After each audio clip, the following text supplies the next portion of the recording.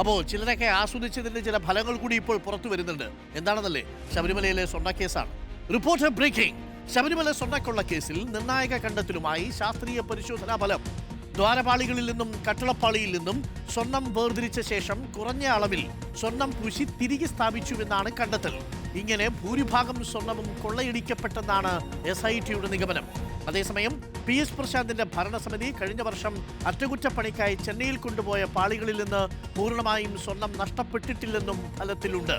TV Prasad ഉണ്ട് കൂടുതൽ വിവരങ്ങളുമായി. TV പ്രസാദ്, വളരെ നിർണായകമായി കണ്ടെത്തൽ പ്രശാന്തിനെ സംബന്ധിച്ച് ആശ്വാസമാണ്. അതേസമയം ഉണ്ണികൃഷ്ണൻ പോറ്റിയെയും സംഘത്തെയും സംബന്ധിച്ചിടത്തോളം കുരുക്കാകുന്നതാണ്.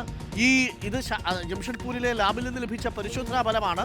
ആ പരിശോധനാ ഫലം യഥാർത്ഥത്തിൽ SITക്കൊരു ആശ്വാസം കൂടിയാണ്. കാര്യം അവരുടെ കുറ്റപത്രത്തിൽ ഇതെങ്ങനെ അടിച്ചുകൊണ്ട് പോയി എന്നുള്ളത് എങ്ങനെ സ്ഥാപിക്കും എന്നുള്ളതായിരുന്നല്ലോ പ്രശ്നം.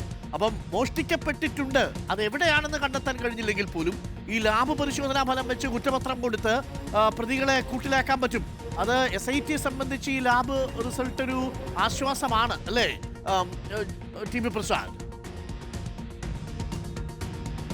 ഉറപ്പായും അരുൺ, അതുകൊണ്ട് തന്നെയാണ് അവർ ജംഷഡ്പൂരിൽ നിന്നുള്ള ഈ ലാബിലെ റിസൾട്ടിനെ കാത്തിരുന്നത് കുറ്റപത്രം കൊടുക്കാൻ. ഇപ്പോൾ അക്കാര്യത്തിൽ സ്ഥിരീകരണമാകുന്നു എന്നതാണ്. 2019 ഉണ്ണികൃഷ്ണൻ പോറ്റിയും കൂട്ടരും നേരത്തെ A പത്മകുമാറിൻ്റെയും N വാസുവിൻ്റെയും സഹായത്തോടുകൂടി അല്ലെങ്കിൽ അറിഞ്ഞുകൊണ്ട് കൊണ്ടുപോയ സമയത്ത് ഏതാണ്ട് പൂർണ്ണമായും അന്ന് വേർതിരിച്ചു എന്നുള്ളതാണ് കണ്ടെത്തിയിരിക്കുന്നത്. അന്ന് പോറ്റിയും കൂട്ടരും ഈ സ്വർണം വേർതിരിച്ചത് അരുൺ അയഡൈഡ് എന്ന് പറയുന്ന പ്രക്രിയ ഉപയോഗിച്ചാണ്. പോറ്റിക്ക് ഈ സാങ്കേതിക വിദ്യയെല്ലാം അറിയാം എന്നുള്ള കാര്യമാണ്. അയഡൈഡ് എന്ന് പറയുന്ന ഒരു സാങ്കേതിക വിദ്യയാണ് ഉപയോഗിച്ചത്. അന്ന് ഏതാണ്ട് പൂർണ്ണമായും സ്വർണം അതിൽ നിന്ന് മാറ്റിയതിന് ശേഷം വേർതിരിച്ചതിന് ശേഷം വളരെ നേർന്ന അളവിൽ സ്വർണം പൂശി തിരിച്ചു കൊണ്ടുപോവുകയായിരുന്നു എന്നുള്ളതാണ്. 2025 എല്ലാ പാളികളിൽ നിന്നും സ്വർണം മാറ്റിയിട്ടില്ല എന്നാണ് നിലവിലുള്ള കണ്ടെത്തലായിരുന്നു. അതായത് പ്രശാന്തിൻ്റെ കാലത്ത് എല്ലാ പാളികളിൽ നിന്നും സ്വർണം മാറ്റിയിട്ടില്ല. പക്ഷേ 2025 എത്രമാത്രമാണ് സ്വർണം പൂശിയത് എന്നതിൻ്റെ അളവ് പ്രത്യേകം പരിശോധിക്കാൻ ഒരുങ്ങുകയാണ് SIT. അതിനുള്ള ശാസ്ത്രീയ പരിശോധന ഒരുപക്ഷെ SIT തുടങ്ങിയേക്കും.